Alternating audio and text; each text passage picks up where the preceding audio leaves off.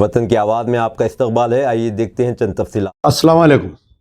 मैं Amjadullah Khan, spokesman MBT. जैसा कि आप लोग जानते हैं कि पूरे हिंदुस्तान में पार्लिमानी इलेक्शन हो रहे हैं और उस ज़मीन में तेलंगाना में भी थर्ड फेज़ में इलेक्शन हो रहे हैं। और हमारे तेलंगाना में जो है 13 मई के दिन पोलिंग है। और आप लोग जानते हैं कि ये हज का सीज़न है और कई लोग तेलंगाना से जो है हज को जाने के लिए अप्लाई भी किए हैं।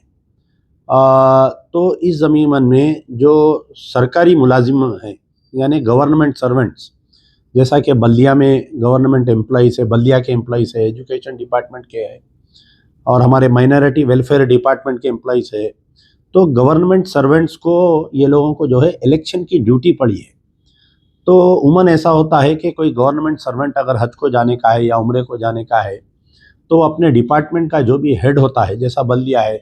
बल्दिया कमिश्नर से या प्रिंसिपल सेक्रेटरी MNUD से परमिशन लेकर वो लोग आम टाइम पर हज को जाते हैं या उम्रे को जाते हैं।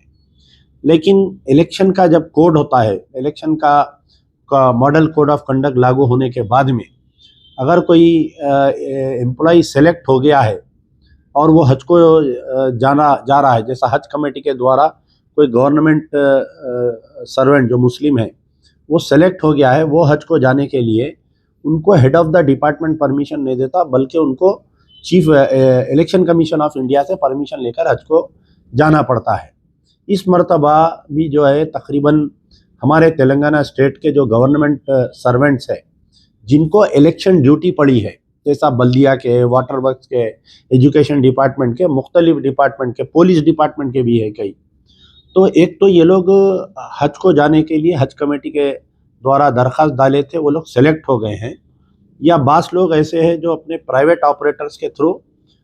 हज को जाने के सिलसिले में वो लोग कोशिश किए थे, उनका पूरा मुकम्मिल हो गया है।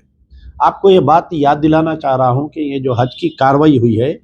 इलेक्शन के मॉडल कोड ऑफ, यानी इलेक्शन के ऐलान के पहले से ये कार्रवाई चालू हो गई है और मॉडल कोड ऑफ कंडक्ट आने से पहले से इनके दरख्वास्तें कबूल हो गई थी। अब मॉडल कोड ऑफ कंडक्ट आ गया, इनकी इलेक्शन की ड्यूटी आ गई, तो तकरीबन तेलंगाना के जो खादिमुल हज्जाज जा रहे हैं, गवर्नमेंट सर्वेंट्स,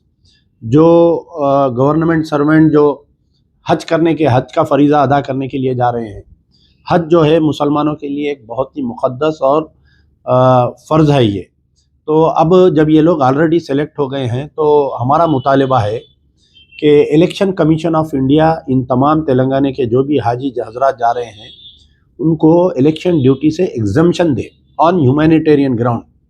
क्योंकि बास केसेस ऐसे है कि 13 मई के दिन पोलिंग हो जा रही है और 16 जून का, 15 या 16 जून के दिन हज आ रहा है, लेकिन इनको ये कहा जा रहा है कि 4 जून के दिन काउंटिंग है। काउंटिंग के 2-3 यानी काउंटिंग होंगी, सेकंड डे रिजल्ट निकलेगा, उसके 2 दिन के बाद में जो है ये इलेक्शन का कोड बर्खास्त होता और वो फिर 4 जून 5 जून को अगर वो लोग अप्लाई करे तो उनको परमिशन मिले जब तक एक 10 दिन हो जाते हैं और हज का टाइम मुकम्मिल हो जाता है, यानी आखिरी फ़्लाइट में भी नहीं जा सकते वो लोग, जो 10 मैं समझता हूँ कि 10 जून के करीब में या 8 या 9 जून को जा रही है तेलंगाना से आखिरी फ़्लाइट। तो हमारा मुतालिबा आज मजलिस बचाओ तहरीक, मैं इस ज़मीन में हमारे जो हज कमेटी के चेयरमैन साहब है खुसरो पाशा हुसैनी, उनसे भी हमने गुजारिश की है कि आप जो है कितने गवर्नमेंट सर्वेंट्स है जिनको इलेक्शन ड्यूटी डाली गई है, आप हज कमेटी के लेटर हेड पे लिखकर पर्सनली जाके चीफ इलेक्टोरल ऑफिसर से मुलाकात करिए तेलंगाना से, या हो सका तो दिल्ली जाकर जो है इलेक्शन कमीशन ऑफ इंडिया से मुलाकात करके ये ड्यूटी पे एग्जेम्पशन लेकर आइए। क्योंकि अगर फ़र्ज़ करिए 13 मई के दिन पोलिंग हो गई, ये लोग 13 तक भी अगर काम करे तो 14 के 15 के बाद में ये लोग जा सकते नहीं, इनको फिर काउंटिंग में रहना बोल के रोक रहे हैं इनको। तो हम 2 दिन से उनको बोल रहे हैं, बेचारे पता नहीं क्यों नहीं कर रहे हैं वो। तो आज मैं हमारी तरफ से, मजलिस बचाओ तहरीक की तरफ से एक लेटर लिखा हूँ चीफ इलेक्शन कमीशन को कि ये जो गवर्नमेंट सर्वेंट्स, मुस्लिम गवर्नमेंट सर्वेंट जो हज के लिए सेलेक्ट हो गए हैं, उनको एग्जम्पशन, ड्यूटी एग्जम्पशन देने के लिए, और उम्मीद करता हूं कि हमारे इलेक्शन कमीशन ऑफ इंडिया,